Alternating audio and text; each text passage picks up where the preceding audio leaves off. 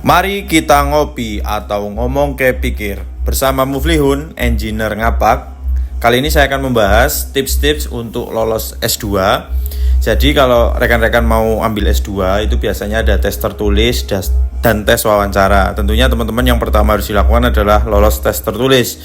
Teman-teman harus belajar lagi terkait dengan jurusan yang akan rekan-rekan ambil. Misalkan rekan-rekan mau mengambil elektro ataupun mesin, rekan-rekan harus mengulang lagi mungkin matkul-matkul sebelumnya saat masih S1 yang jelas teman-teman perlu mempelajari lagi tentang materi-materi seputar jurusan yang rekan-rekan ambil.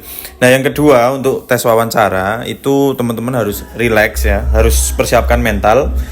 Kalau saya triknya seperti ini. Yang pertama saya ingat nama pewawancara. Jadi misalkan setelah menjawab ataupun ada nanti pertanyaan yang diajukan, saya pasti akan menyebutnya tidak hanya Pak atau Bu, tapi menyebutkan nama. Misalkan baik Pak Muflihun, misalkan seperti itu. Nah, kemudian ada pertanyaan, kenapa memilih kampus ini? Jadi kalau saya di sini itu agak speak sedikit, jadi tidak yang terlalu kaku bahwa akreditasi kampus, reputasi kampus dan seterusnya. Saya juga memberikan sentuhan pribadi, memberikan sedikit sentuhan yang sifatnya pribadi, yaitu saya bercerita juga bahwa bos pertama saya adalah lulusan kampus ini dan sangat luar biasa, menginspirasi dan seterusnya lah, speak seperti itu.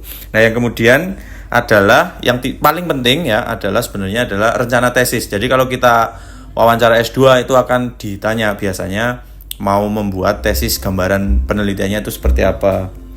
Nah, itu rekan-rekan perlu dipersiapkan rencana apa yang mau rekan-rekan angkat topiknya menjadi tesis. Nah, meskipun begitu, rekan-rekan juga jangan overconfidence, harus ditambahkan lah. Kalau saya tuh, menurut saya tuh bisa berubah seiring dengan perkuliahan ya, dengan ilmu-ilmu baru yang masuk saat perkuliahan. Karena tentu saja kita membuat rancangan tesis tersebut dengan keilmuan yang masih kita dapatkan saat kita masih S1. Kurang lebih seperti itu. Semoga dimudahkan untuk teman-teman yang mau melanjutkan ke S2. Tambahan yang tidak kalah penting adalah kesiapan finansial, karena biaya untuk S2 tidak murah ya, tidak murah. Jadi seperti itu, semoga sukses teman-teman semua. Salam listrik solid, salam engineer ngapak.